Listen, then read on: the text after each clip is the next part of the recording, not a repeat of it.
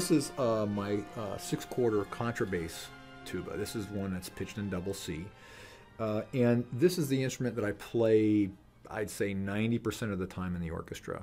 I like it because it's a large instrument, and because it's so large, it actually is more efficient at providing plenty of bass sound to the orchestra. It reinforces the bass section and all the lower instruments much more readily than a smaller instrument would. And I have to work less hard to do it. The sound's not as clear as some of the smaller instruments. Again, it's more omnidirectional, very present, but kind of like a big velvet fog, so to speak. So generally, this is the low left hand of the piano. If you envision the orchestra like set out like a piano, this is low left hand. It's more suited for middle and low register playing. So I'll just play a couple of things on this.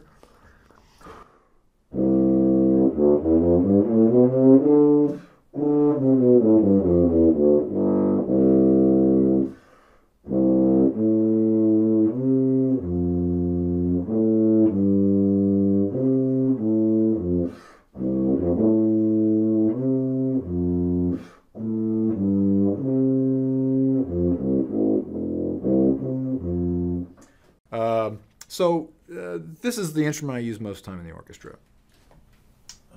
Then we've got the bass tuba. Because it's pitched in F, a fourth above the C.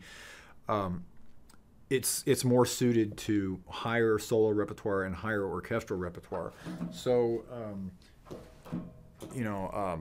Berlioz, Ravel, some of the lighter, brighter orchestrations. For example, Berlioz, the Hungarian March.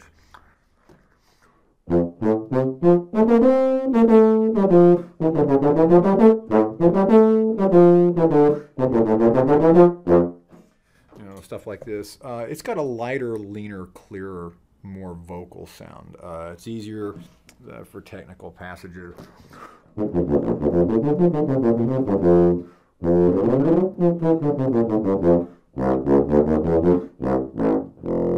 So it can play all the same notes that you can play on the contrabass tuba, but it's certainly easier to play in the upper register on it, and for smaller, lighter, leaner orchestrations, it's less encompassing of a sound. It's clearer, more focused, and so you can have it be a little pointier and tuck it into a smaller orchestra a little more handily. Then we've got the tenor tuba, and these you see them mostly in British brass bands, but occasionally there's some repertoire in the orchestral rep that calls for a tenor tuba, and it would be one of these instruments. And it's pitched an octave above its bigger brother here.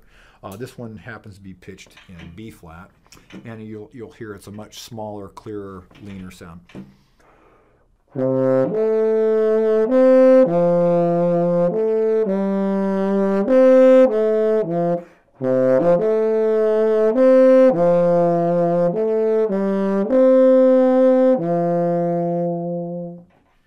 Then we've got the cimbasso, and this is pitched in F, in the same key as the bass tuba here behind me, which is also in F. And you'll hear this is a much leaner sound than either the tubas, but not as small as the tenor tuba. It's kind of a hybrid, and it definitely has more of a trombone-like sound as a result of the fact that it's forward-facing, it's directional, and smaller bore. And again, this is used for Italian opera.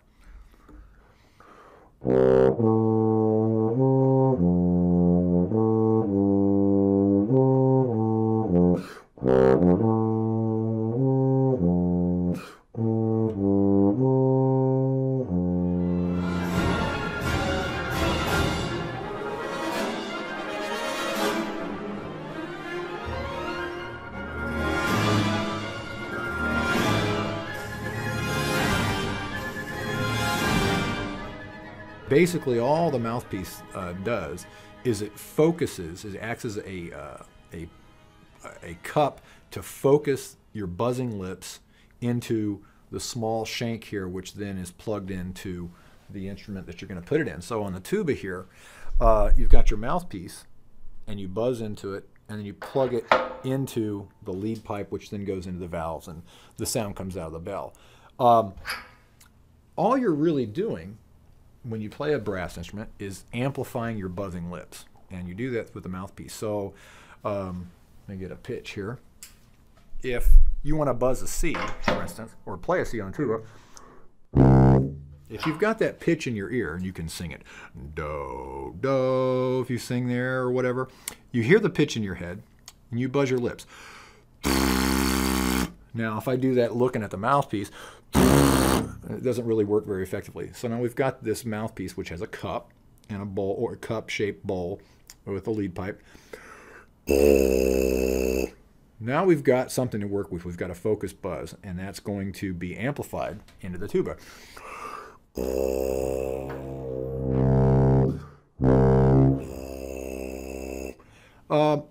So while there's a lot of money spent in research and development for the various brass instruments, they're basically glorified, as I like to call it, megaphones that like a cheerleader would use, and all they do is amplify a raspberry.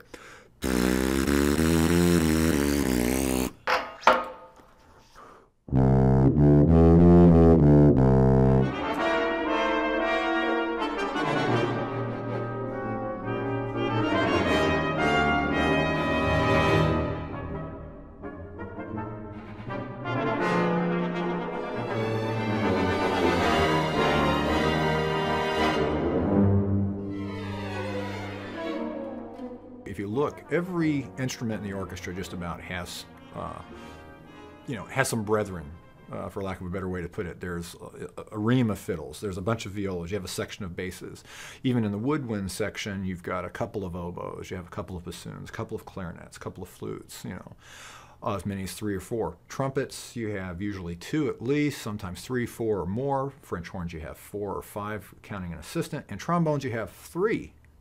But the tuba, you only have 1. Generally speaking, I mean, there's some exceptions, but rarely do you see more than 1 tuba in the orchestra. Because your job is to provide the foundation of the orchestra, the bass roll in the wind section, and you've got all these other instruments playing with no help from any other section of tubas, tend to kind of go towards a larger instrument. So that's why I play a 6/4 double C contrabass tuba.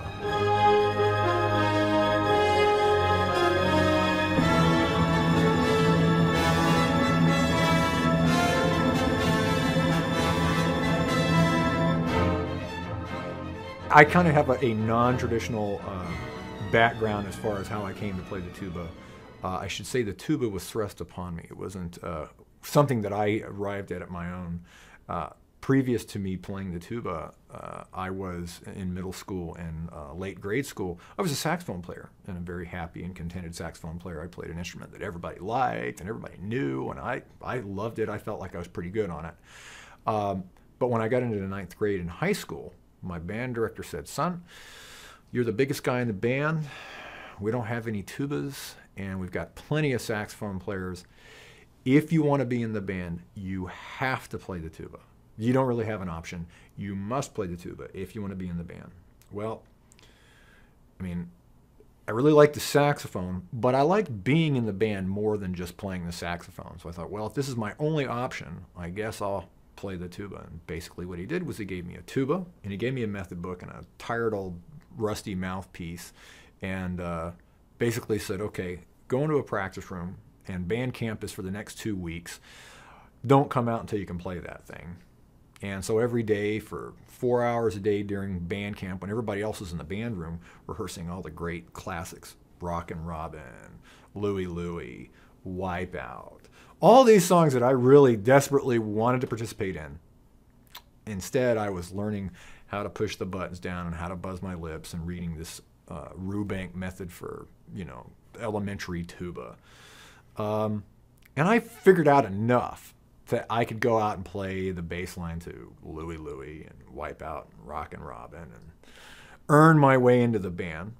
So that was my freshman year in high school, and the rest, as they say, is history. I played the tuba for my entire high school career. My senior year in high school, I also started working as a musician at Walt Disney World in Orlando as a atmosphere musician playing tuba in the various bands. 1990, I graduated from high school, started my undergraduate degree, and Took 6 years of night courses and some day courses while also working at full-time at Walt Disney World as a musician there. Starting every morning at 8 o'clock when the park opened up, started playing a show every, 20 to 30 minute sets every hour, hour and a half, 7 shows a day, sometimes 2, 3 parades, depended. And I was playing mostly jazz, marching band, popular music, stuff like this at Walt Disney, as you might imagine. Wasn't much of an orchestral guy, had real no aspirations to be an orchestral tuba player. But I heard this recording of the New York Philharmonic Orchestra conducted by Leonard Bernstein of Mahler's Second Symphony. And when that was recorded in the late 80s, it was with what I call the dream team brass section of all time in an orchestra in the United States, which was my teacher and a number of these trombone players in the New York Philharmonic, and fabulous trumpets and horns. I mean, every person in that brass section was just world class. I heard it, I was stunned. I was smitten by how beautiful this Mahler symphony was, which was the first one I'd ever heard. And then the quality of playing and artistry in this recording.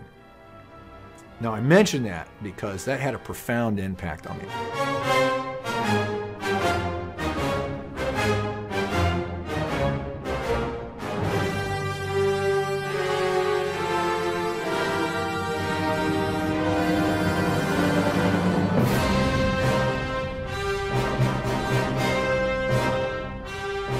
I heard that recording, and I decided right then and there I wanted to be an orchestral musician.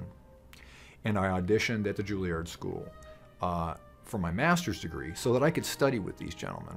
And in fact, I had done a summer festival previously, that previous summer, with the principal brass players of the New York Philharmonic Orchestra. And the principal trombone player, this guy Joe Alessi, he set me down and he said, listen, you need to quit your job and you need to come and study with us at Juilliard, and you'll get a job in an orchestra. Now I'm thinking, okay, he says this to everybody. He must, he's just trying to recruit. He said, listen, I don't say this to everybody. In fact, I don't say this to anybody because I know how competitive it is to get an orchestra job. I'm telling you, if you come and study with us, you've got what it takes. You will win a job at an orchestra.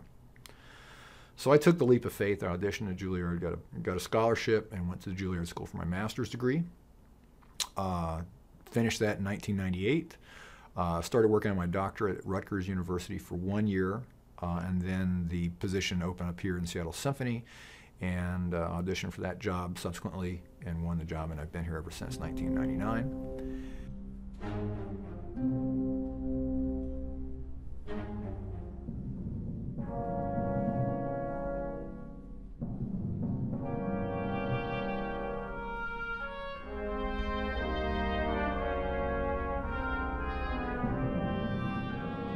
The very first orchestra concert I played in the Juilliard Orchestra, the conductor was Jerry Schwartz.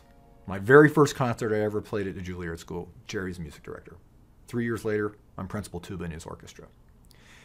Now we're looking at Jerry putting together this orchestra in New York, this all-star orchestra, and he's asked me to be the tuba player. I mean, what a tremendous thrill. But on top of that, one of the things that he programs is the first movement of Mahler's Second Symphony. And no less than 4 of the brass players that were on that famous recording that was on Deutsche Grammophon that was recorded with Bernstein and New York Philharmonic, no less than 4 of those brass players that were on that recording were in this orchestra, and I got to play with them. 2 of them were in the trombone section of that famous recording. Joe Alessi, who was principal on the Mahler, and David Finlayson, who was playing 3rd trombone on that recording and in the recording we did last week, as well as 2 of the horn players from the French horn section during that recording back in the 80s, were also in this all-star orchestra. So for me, it was a really big moment. Here I'm getting to play a piece that was pivotal in my decision to be an orchestral musician and a brass player. And I got to revisit this repertoire with a conductor I feel very strongly about, have a great relationship with my teachers that made this recording possible.